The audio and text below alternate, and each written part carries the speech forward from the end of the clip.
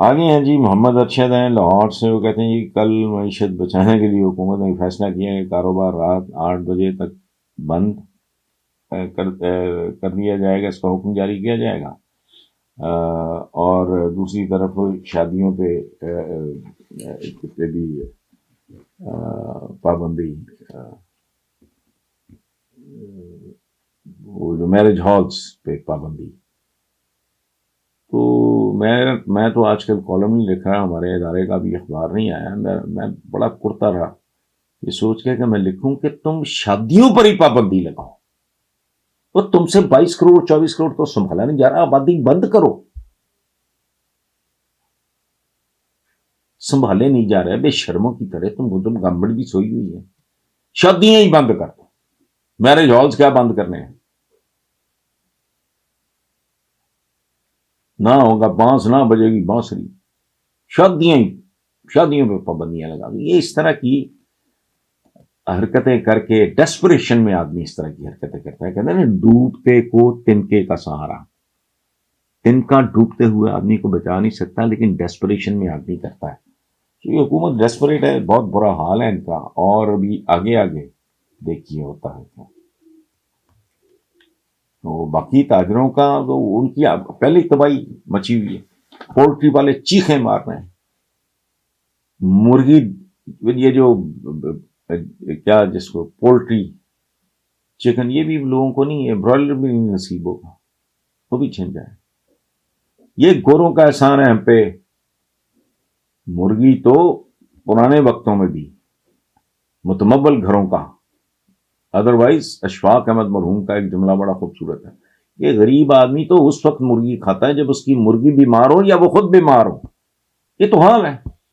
باقی رہ کیا گیا ہے؟ کوئی چیز جو ایک عام آدمی، ایوریج سے بھی تھوڑا اوپر کا آدمی پاکستان میں کون سی چیز افورڈ کر سکتا ہے؟ گندم دیکھ لیں، دالیں دیکھ لیں، یہ سارا میں یہ ذلت کی داستان ہے، اور روتے یہ ہے، بات کرتے ہیں عمران خان کی، حالانکہ یہ اتنے ڈھیٹ، اتنے بے شرم حیا، یہ 40 سال میں کیا ہے تم لوگوں نے، اور تم لوگوں نے کیا ہے۔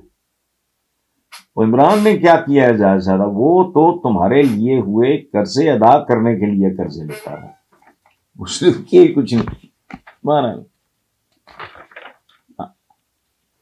کہ مجھ سے آپ دنیا کے کسی مہذب ملک کا پوچھ لیں، میں اس کے بارے میں آپ کو ایک اسیسمنٹ دے سکتا ہوں، پاکستان کے بارے میں نہیں، قطعاً نہیں۔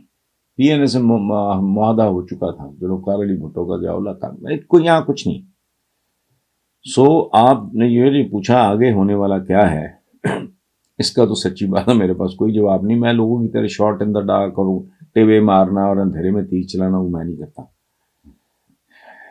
باقی جو آپ نے صورتحال آپ نے بتائی ہے کہ پاکستان میں بالکل نئی نہیں ہے۔ پاکستان کے عظیم ترین شاعروں میں ایک نام ہے منیر نیازی۔ منیر نیازی اپنی قسم کے سینٹ تھے، وہ سادھو سنت تھے، بڑے ہی حسین آدمی، دیکھنے میں بھی، شاعری میں بھی، رویوں میں بھی، تعلقات میں بھی۔ میں نے زندگی میں شاید ہی ان جیسا بندہ دیکھا ہو، میری ان کے ساتھ نیاز بندی تھی۔ ان کا ایک شعر ہے جو زبان زد عام ہے، آپ نے سنا ہوگا، منیر اس ملک پہ یا سیب کا سایہ ہے یا کیا ہے، منیر اس ملک پہ یا سیب کا سایہ ہے یا کیا ہے، کہ حرکت تیز تر ہے اور سفر آہستہ آہستہ۔ اور سچی بات یہ ہے، یہ آہستہ آہستہ بھی مجبوری تھی، شاعری کی اپنی مجبوریاں ہوتی ہیں، کافی ردیف اور یہ۔ اس ملک کا سفر بنیادی طور پہ ریورس کا ہی ہے۔ مثلاً مثال ہے، یہ دلیل یہ ہوائی بات نہیں، مثلاً جب پاکستان بنا تو بہت برے حالات، پتہ نہیں ان گنت لاشیں گریں، کتنی خواتین بے آبرو کی گئیں، کتنے بچے قتل ہوئے، کتنے لوگ اجڑے۔ لیکن ایک بات تھی، پاکستان نے کسی کا 1 روپیہ نہیں دینا تھا، بلکہ ہندوستان سے غالباً اس زمانے کا 75 کروڑ روپیہ لینا تھا، جس پہ گاندھی جی نے مرن برت رکھا اور احتجاج کیا کہ ہمیں بھلے پاکستان کا بننا پسند ہو نہ ہو، لیکن جو ان کا حق بنتا ہے وہ دیا جائے۔ گوٹ سے ان کا قاتل تھا، آج کل مودی نے اس کو ہیرو بنایا ہوا ہے، اور جس کو اس وقت کے انڈینز باپو کہتے تھے ہندو، ان کو سائیڈ لائن کیا ہوا ہے۔ اچھا،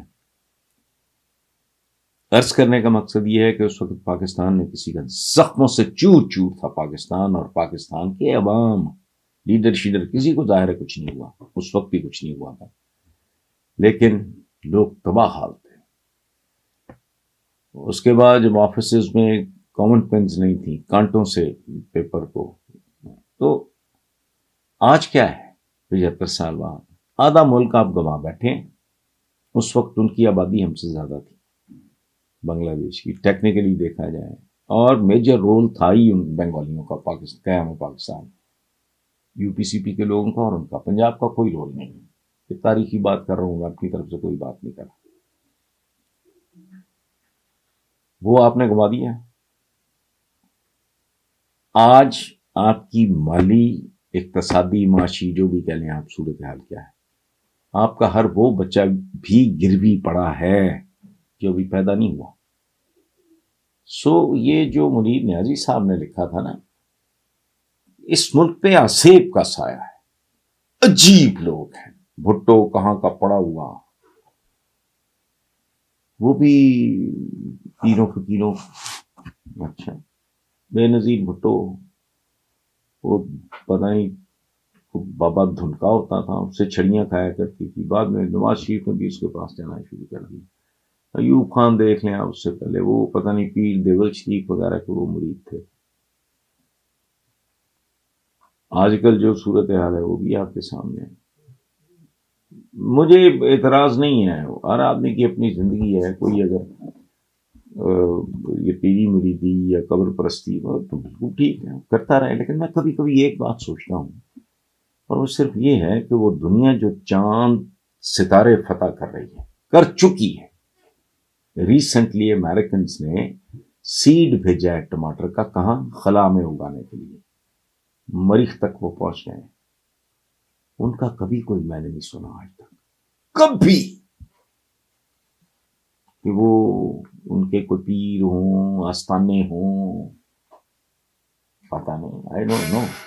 سو یہ جو آئندہ کا سیاسی منظرنامہ وہی ہے سیاسی منظرنامہ جو ہمارے ایک مزاحیہ شاعر نے لکھا تھا، حالات حاضرہ کو بڑی دیر ہو گئی۔ پاکستان میں یہی روٹین بات ہے، ٹیک اٹ ایزی، کوئی آئے کوئی جائے، آپ کی یہ میری صحت پہ کیا فرق پڑتا ہے؟ ایوی خام خاص سسپینس۔ وہ ابھی ہمارے ایک دوست بتا رہے تھے، امریکہ سے آئے ہیں ابھی ریسنٹلی، تو شہزاد چودھری صاحب، وہ ایئر وائس مارشل، ایک میچور آدمی، سمجھدار آدمی، وہ کہہ رہے ہیں امریکہ میں کسی کو پتہ بھی نہیں کہ یوکرین میں کیا ہو رہا، پاکستان میں مصیبت پڑ گئی، کیا ہے یہ؟ چھوڑیں۔